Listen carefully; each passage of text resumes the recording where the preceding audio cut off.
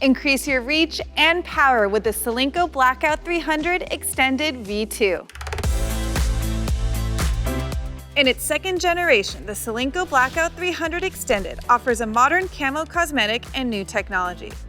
At 27.5 inches long, this extended length racket specs remain similar to the previous iteration and are perfect for aggressive players looking to hit big. This update features Arch 2 technology in the layup and a power flex zone for increase in power and stability. Liquid crystal and 40T carbon fiber technologies remain, offering a comfortable yet solid feel. This is the second generation of the Blackout Extended that I have hit with, and I am no strangers to those extended length rackets.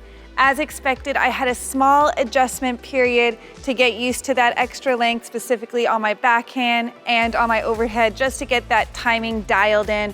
But once I did, man, there is a lot of power with this racket. I thought compared to the standard length racket, it had a little bit more of things. More power, more stability, and more plow through.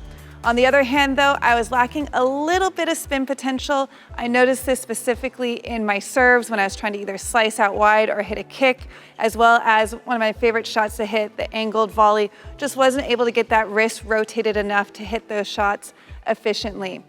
Now, when I played both doubles and singles with this racket, and I much preferred it to doubles for a couple of reasons. First, it is a little bit demanding for me. I might need to hit the gym a little bit more, but I was definitely getting tired and a little bit of arm fatigue when I was playing singles. However, with doubles, it was so fun to just hit a big serve, come in and finish up at net with a volley.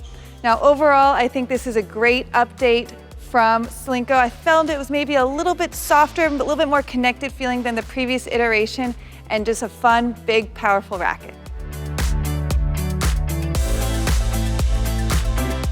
Just like the previous version of this racket, I thought this one was a grip it and rip it kind of racket. Got super good access to pace and spin from all areas of the court. I really liked it on serve. Thought the racket came through really nicely. I was getting good pace, good spin, was moving the ball around inside the box very well, finding my targets. And unlike the previous version, I felt way more connected to my targeting with this racket. I was able to bring the ball down much easier, keep it inside the court so I could really be aggressive on my ground strokes and find my spots, which was super nice. And I was getting that ball to kick up off the court nicely. Felt like I was hitting a penetrating slice on the backhand as well. It's a lot of racket to bring around on a one-handed topspin backhand, but I found it plenty maneuverable. I was able to do that with this racket. Also was able to pick up those tough low volleys quite well with this one. Let's get them off my shoelaces and use the extended length well there. And then anything high up at the net, I was able to put away very quickly and easily thanks to the power level of this racket. So I think a dynamite update to the Blackout Extended. And if you're looking for a racket with a lot of power, a lot of spin, and that added reach, this is a great one to try. I'm a much more defensively oriented player, so anytime I'm using an extended length racket, I really like the extra reach for getting to one more extra ball if I can. And this Blackout V2 Extended is an absolute dream for getting yourself back into a point if you find yourself on your heels. It's a really well-rounded racket. I feel like the distribution of mass is really well executed in this frame. The 8 points headlight balance when strung makes it maneuverable despite the extra length, but you're getting something that still feels incredibly rock solid when you make good contact. I would say a large part of that is owing to the foam-filled interior that's part of this new Blackout line. I think it's a really nice addition to the family. Just allows the stiffness to, sort of be offset by some additional material, which just feels really solid through the ball. Really liked this thing on my two-hander, no surprise there. Really fun to just hammer backhands with. And I will say, I did not quite like it as much on serve as I was maybe hoping to. It just proved to be a little bit more demanding up there. And again, I think that's that extra half inch of length there. But at the same time, it really does reward a good shot on serve if you hit it properly up at the net. Like Chris said, this thing is great for putting away anything high, but I did struggle a little bit to dig out some lower volleys with this racket. But on the whole, if you love extended length rackets or you're curious about what they could maybe do for your game, I would really consider this Blackout V2 Extended. There's not a whole lot of frames out there like it.